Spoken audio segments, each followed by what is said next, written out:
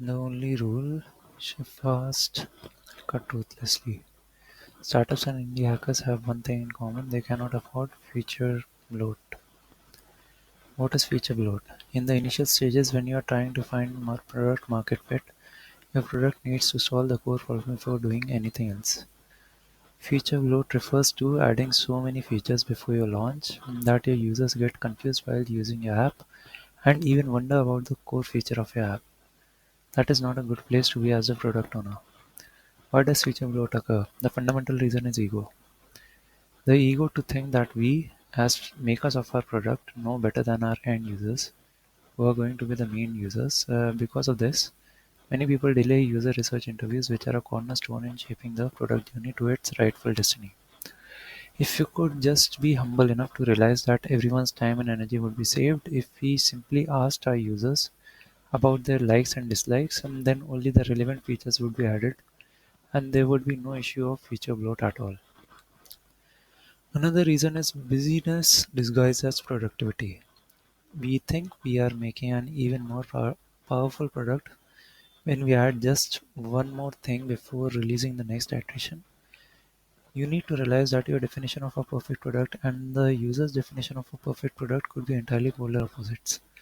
It is okay to release an imperfect product early rather than release a quote unquote perfect product late. History is full of countless stories of startups failing just because they were perfecting their product for too long, sometimes 6 months to a year. How to prevent feature bloat? It is pretty straightforward. Number one, talk to your users. Often, once you talk to your users, you realize that there are multiple ways to solve the same problem. And sometimes you also find out that the problem you are currently solving is not the root problem at all. Talking to users is like tracing an art piece where the ideal product is the art you cannot fully see yet, and users are the tracing paper. Only by tracing lines bit by bit on the tracing paper in the form of talking to users will you be able to bring the entire piece of art into reality, your ideal product. Have a fixed release cycle. Number two, ideally you should release a newer iteration every sprint or so. Some teams consider a sprint to be a week, others consider it to be 2 weeks. Irrespective of the timeline, the principle applies to all sprints.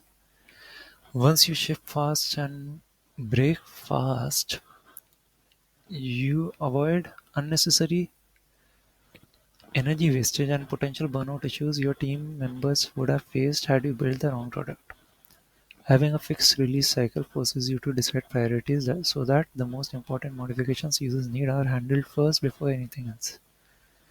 Some things are best done simply. We tend to believe that just because a problem sounds difficult, its solution should be difficult as well.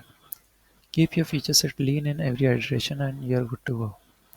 What about you? Are you shipping fast and cutting ruthlessly, or are you planning to add one more feature and push your release date even further into the future?